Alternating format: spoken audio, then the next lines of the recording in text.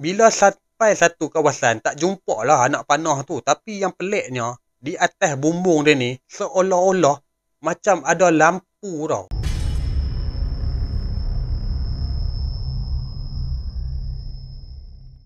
Assalamualaikum, selamat datang ke channel Amirul Notes. Nama aku Amirul. Hari ni aku nak bercerita kisah seram yang dikongsikan oleh Azim. Azim ni berasal daripada Perak.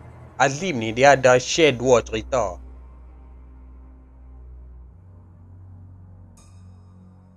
Cerita pertama ni berlaku pada tahun 2010. Ketika pada tahun 2010 tu, yang mana si Azim ni dah tak melanjut lagi sekolah dia. Memandangkan dia ni dah tak sekolah, Pak menekan kepada si Azim ni, bawalah si Azim ni ikut dia kerja. Kerja apa? Jual ayak ketum. Kalau di Thailand disebut sebagai karatum. Kalau kat Malaysia je sebut sebagai ketum. Jadi sehari pakcik kepada si Azim ni bayar kat dia RM80. Hampa bayarlah ketika tahun 2010 tu. Gaji tukang masak gerai pun tak sampai tara tu. Paling-paling pun yang pernah aku dengar lah ketika tahun tu, kalau tukang masak standard RM60 ataupun RM70. Dan RM80 yang si Azim dapat daripada pakcik dia tu, paling-paling pun beli rokok. Kalau kata Azim ni nak makan, dia pergi balik ke rumah dia. Azim ni dia ikut pakcik dia ni. Kerja dia cuma ambil ayak ketum tu, bubuh dalam botol. Lepas tu macam pakcik si Azim ni, dia tukang rebus. Kalau tukang delivery COD ni pula orang lain. Kira kawan kepada si Azim ni jugalah, kawan sekerja. Nama dia Pudin. Orang tua Azim ni dapat tahu yang si Azim ni bekerja dengan pakcik dia. Tapi orang tua kepada si Azim ni cuma nasihat dekat Azim ni, ni Azim, hang hati-hatilah. Kerja macam ni bukan dia kerjanya elok, kerja illegal ni. Kalau hampa kena ni, makan tak habis. Kata orang tua kepada si Azim ni lah. Tapi Azim ni pun, dia paling-paling pun dia boleh dengar-dengar macam tu lah. Satu hari nak jadikan cerita, modus operandi pakcik dia ni dibongkarkan. Siapa yang buat report? Yang buat report tu pun bukan orang lain, si pembeli juga. Dia cerita macam mana tau? Ini kata Azim lah. Orang ni dah banyak sangat tau ambil ayak, lepas tu dia kira berhutang je dengan si pakcik Azim ni. Disebabkan rasa macam cemuih tak habis-habis muka dia ni je duk berhutang. Pakcik kepada si Azim ni sound lah dekat lelaki yang berhutang tu. Hang tak habis-habis duk ambil ayak je, bila nak bayar hak yang lepas-lepas ni. Lah ni macam ni, hang bayar dulu yang sebelum ni, baru aku boleh bagi kat hang ayak lain. Berkemungkinan lah ini kata Azim. Orang tu mungkin dia rasa macam sakit hati ke, ataupun dia ni tergantung ayak ke. Tu yang dia pergi buat report tu. Bila tengah hari, Azim ni pergilah tempat pakcik dia. Tengok-tengok depan rumah pakcik dia tu, Azim nampak 2 biji peronda duk ada dekat rumah si pakcik Azim ni. Azim ni pun dia call lah Pudin. Pudin, hang jangan duk main dekat rumah pakcik aku ni. Awaknya ni duk ada 2 biji peronda ni.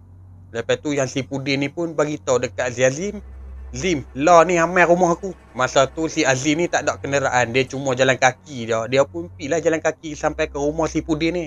Bila sampai ke rumah Pudin ni muka dia dah pucat tau. Lepas tu yang si Pudin ni bagi tahu dekat Azim, Zim, lah ni aku rasa kita kena lari dulu buat sementara waktu. Aku bukan pasal apa Azim, aku takut sat lagi pakcik hang buka mulut, tak pasal-pasal sat lagi nama kita naik. Lah ni kita kena keluar daripada kampung ni dulu. Depa ni mula-mula dia jadi macam takut lah, kot-kot lah polis tu duk buru depa dua ni ke, pasal disebabkan ketum. Yang si Azim ni dia ikut je lah si Pudin ni. Mula-mula depa ni memandangkan dua-dua ni tak ada kenderaan. Yalah sebab yang si Pudin ni selama ni kalau dia pergi hantar, dia pergi COD barang-barang tu pakai motor pakcik pada si Azim ni. Depa dua-dua ni jalan kaki lah sampai ke kampung sebelah. Mula-mula depa jumpa sebiji rumah. Rumah tu memang rumah dah, orang kata rumah husang. Memang tak cukup sifat lah, dengan ada bahagian papan dah terkopak lah, dengan bumbung ada yang dah banyak berlubang lah. Rumah yang husang tu, kalau ikutkan memang jauh daripada rumah orang lain lah. Lagi satu, rumah tersebut tu, dia dah keliling dia tu penuh dengan hutan lah, dengan ada pokok-pokok besar. Bila sampai dekat rumah tu, masa tu kira petang dah lah.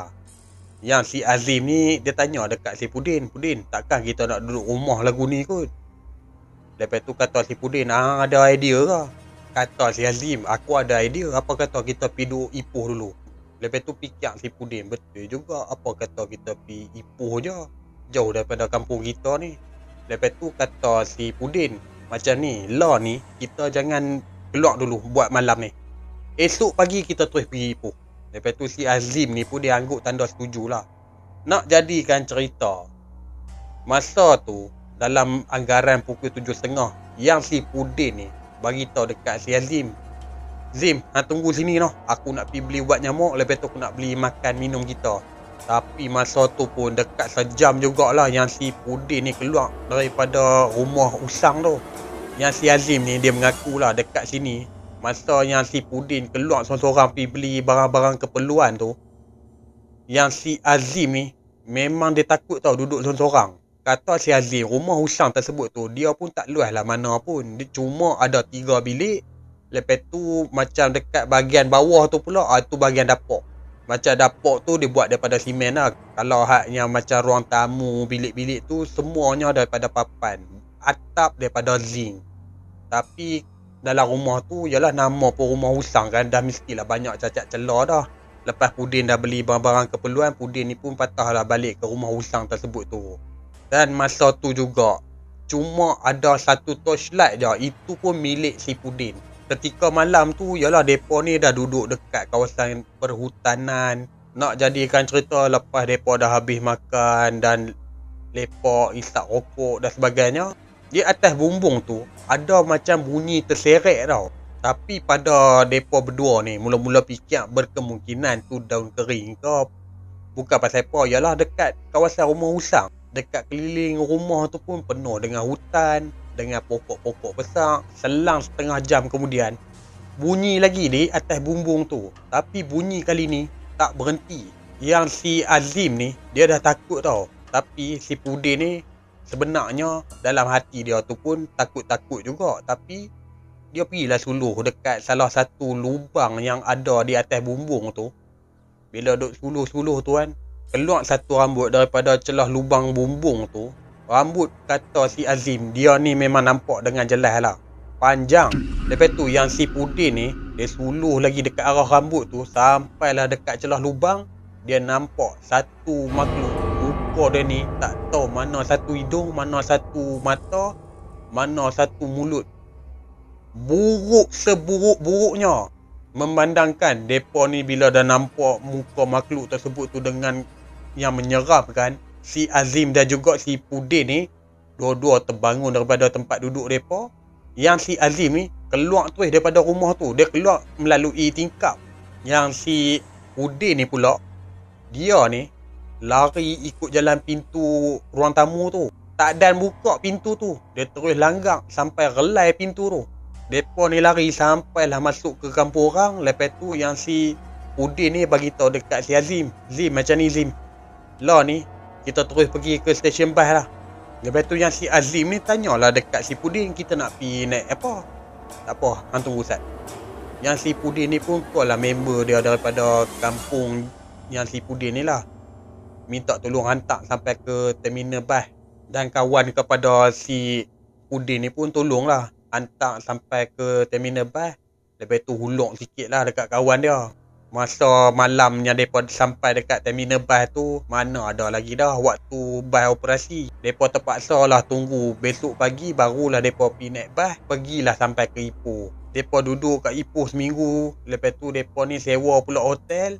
Lepas seminggu kemudian barulah mereka balik ke kampung mereka. Dan ketika balik ke kampung mereka tu tak ada lagi lah kata-kata kena buru dengan polis ke, ataupun orang kata apa, polis duk mereka dua ke, tak ada lah. Itu mak kepada si Azim, nasihat lah dekat Azim ni. Zim, hang tengok ni, pakcik hang dah kena angkut lah, nasib baik hang tak ada. Kalau tak, habis hang.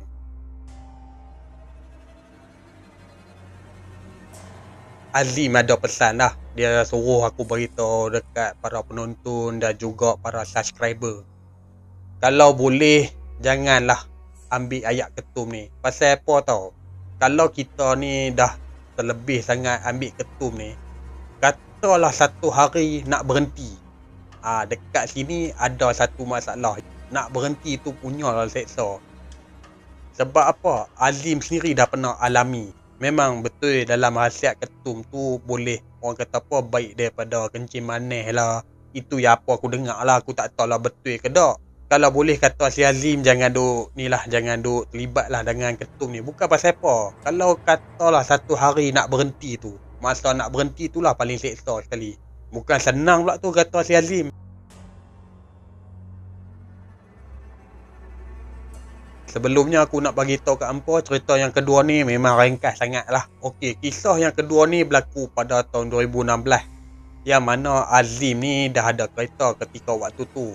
Nak jadikan cerita, saudara kepada si Azim ni kahwin dengan orang Kuala Kubu. Jadi Azim ni dia bertolak sorang-sorang dia lah. Masa tu dia pergi siang. Siang memang tak ada apa masalah lah. Lepas habis pergi kenuri saudara dia ni. Dan akhirnya malam tu juga si Azim ni nak balik lah ke Perak daripada Kuala Kubu tu. Masa malam tu Azim ni dia tak ikut jalan highway tau. Dia ni ikut jalan pedalaman. Jadi Azim ni dia ikutlah jalan Kuala Selangor lah. Lepas tu bertembung dengan kawasan nak pergi ke Pasir Salak dan sebagainya. Bila tiba di satu kawasan, kawasan tu memang kawasan pedalaman lah. Nak jadikan cerita, bila Azim duduk tengah drive kereta dia ni, lepas tu di atas bumbung kereta dia tu seolah-olah macam ada cahaya tau. Kalau ikutkan dekat kawasan tu memang tak ada lampu tau. Hanya bertemankan dengan hampa tahu tak signboard yang color kuning tu, yang apa logo anak panah tu. Macam dalam gambar ni. Bila kena pantulan cahaya kan dia jadi terang. Bila sampai satu kawasan tak jumpa lah anak panah tu. Tapi yang peliknya di atas bumbung dia ni seolah-olah macam ada lampu tau.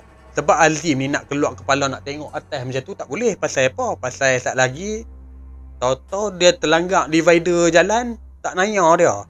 Sambil duk tengah memandu ni, tiba-tiba cahaya tersebut tu pula beralih ke arah belakang kereta. Masa tu Azim tak perasan tau. Tapi bila Azim tengok melalui side mirror, dia tengok macam ni, barulah nampak dan jelas sangat ada berbola api di belakang kereta dia tu. Tapi kata Azim, benda tu duk ikut dia memang lama. Yang Azim takutnya bukan pasal apa tau. Ketika malam tu dia seorang je drive kereta. Takutlah benda tu ikut sampai balik rumah. Tapi tak terjadilah ketika waktu tu. Sebab apa? Bila Azim ni pandu kereta dia sampai je ada di sebuah kawasan yang kira dah ada lampu. Lepas tu dah kira sampailah di kawasan penempatan orang. Akhirnya benda tu dah tak ada lagi lah berlaku kejadian yang nampak bola api tersebut tu. Kalau hampa nak tahu bola api tu, kata orang tua dululah, sebab aku tak pernah jumpa benda-benda macam tu. Kata orang tua, itulah hantu tengelung. Bila masa balik sampai kat rumah tu dan tak ada apa-apalah masalah, ikut-ikutlah keesokan hari tu terjumpa lagi ke bola api tu ke, tak ada lah. Okey, sampai di sini sajalah perkongsian untuk hari ni. Terima kasih telah menonton video ni. Kalau hampa nak share kisah seram hampa ataupun kisah misteri hampa, boleh tekan di ruangan description ni. Ada link Instagram dan juga ada link WhatsApp. Dan jangan lupa tekan like. Hampa juga boleh komen sekiranya aku punya penyampaian ni ada kekurangan ke, ataupun hampa nak komen apa-apa pun boleh lah. Dan yang penting hampa tolong share kat kawan-kawan hampa. Yang paling penting sekali, tekan subscribe, tekan juga bell notification supaya hampa tak ketinggalan di video-video terbaru yang akan datang. InsyaAllah kita akan jumpa di next video. Assalamualaikum.